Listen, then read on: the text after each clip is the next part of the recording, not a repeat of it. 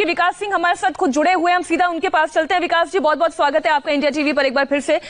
विकास जी, आपने बहुत महत्वपूर्ण सवाल खड़ा किया।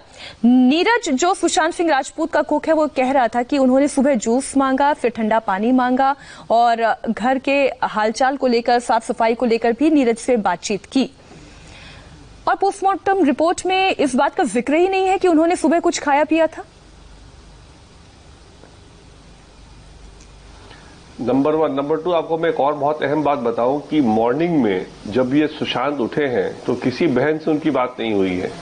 और जो भी अगर उठने का बात जो भी उनका है और जूस पीने की जो बात है, सिर्फ सर्वेंट्स बोल रहे हैं।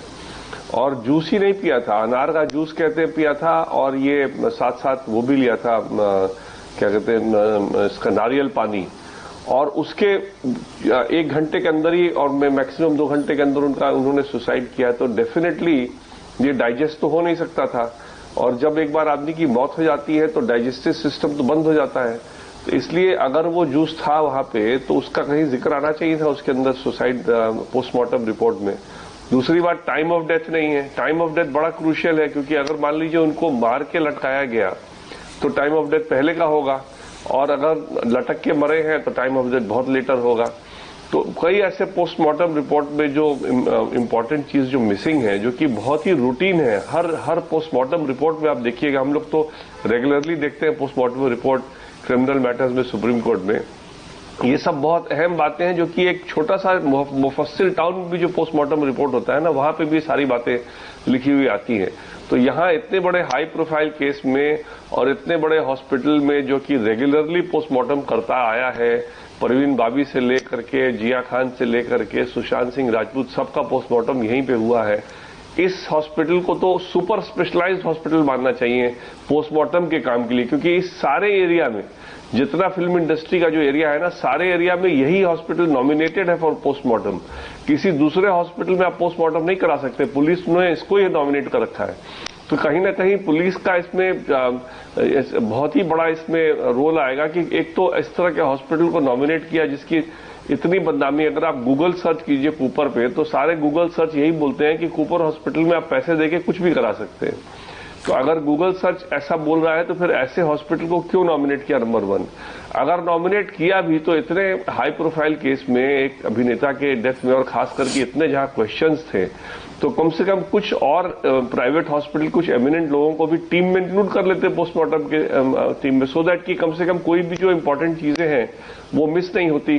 तो कहीं ना कहीं सीबीआई इस मामले के तह तक जाएगा कि क्या दबाव था कि पोस्टमार्टम रिपोर्ट ने इतना कैजुअल तरीके से और कुछ भी नहीं देखा और ऐसे ही करके बना दिया। विकास जी, एक और ऐसा सर्कमस्टेंस है जिसको लेकर सर सवाल खड़ा होता है। ये कहा जा रहा है कि सुशांत सिंह राजपूत ने बेड पर ही चढ़ के फिर बेड के किनारे से कूदकर ये फांसी लगाई है। ये ह्यूमन साइकोलॉजी ही कहती है कि कोई किसी स्टूल पर चढ़कर फांसी इसलिए लगाता है कि अगर वो स्टूल एक बार गिर जाए तो उसको दोबारा कोई सहारा ना मिले, बल्कि इसके ठीक उलट अगर वो बेड से छलांग लगाते हैं तो यानी बेड उनकी अप्रोच में है। ह्यूमन साइकोलॉजी ये कहती है कि वो दोबारा बेड का सहारा लेकर अपने आप को बचाने की कोशिश कर सकते थे या करते हैं। तो आपको नहीं लगता कि यहां पर भी इस मैटर में भी थोड़ा सा संदेह पैदा होता है, क्योंकि कोई स्टूल तो था नहीं?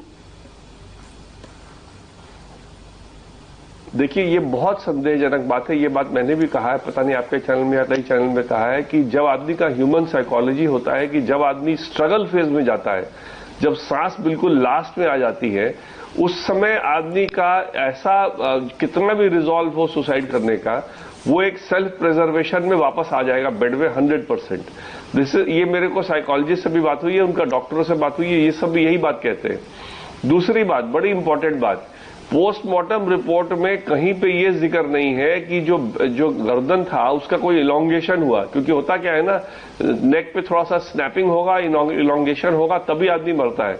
तो इसलिए वो भी इस पोस्टमार्टम रिपोर्ट पे कहीं, खाली ये दिया है कॉज्ड बाय एफिक्सिएशन। एफिक्सिएशन तो आपको बहुत तरीके से हो सकता है। अगर आप मुंह पे आप वो किसी का रख दीजिए, क्या कहते हैं, पिलो रख दीजिए, पिलो भी रख कर मारिए तो भी एफिक्सिएशन ही कहलाए।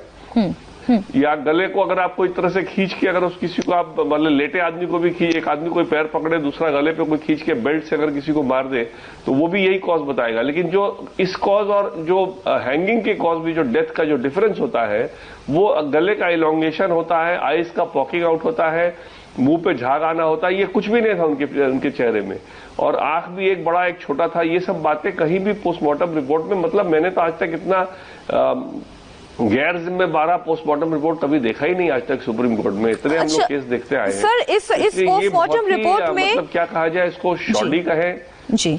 इस पोस्टमार्टम रिपोर्ट में सर डेथ का टाइम नहीं है, कोई वीडियोग्राफी का कोई मेंशन यहाँ पर नहीं किया गया कि कोई वीडियोग्राफी भी करवाई गई हो।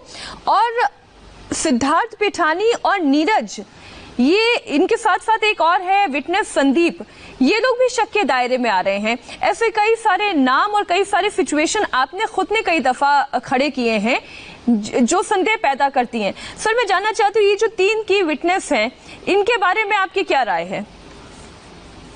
अच्छा सर, मैं लौटूंगी आपके पास। पहले एक बड़ी खबर आ रही है, वो जरा दर्शकों को दे दे। मुंबई पुलिस ने सुशांत की केस डायरी सीबीआई को दे दी है, और सुशांत की जो अपनी डायरी है वो भी सीबीआई को सुपुर्द की है। सुशांत की डायरी जिसमें सुशांत अपने सपने लिखा करते थे, सुशांत ये लिखा करते थे कि वो फ्यूचर में क्या करना चाहते हैं, वो किस तरीके के काम करना चाहते हैं, वो कौन से अरमान हैं जो वो पूरे करना चाहते हैं। तो वो डायरी, सुशांत की डायरी, सुशांत का लैपटॉप, ये तमाम चीजें जो है सीबीआई को सुपुर्द किया गया है। इसमें सुशांत का मोबाइल भी शामिल है, और मोबाइल से भी बहुत सी चीजें साफ हो पाएंगी, क्योंकि बार बार ये भी सर कहा जाता था विकास जी कि सुशांत का सिम बार बार चेंज हो रहा था, नंबर बार बार वो चेंज कर रहे थे।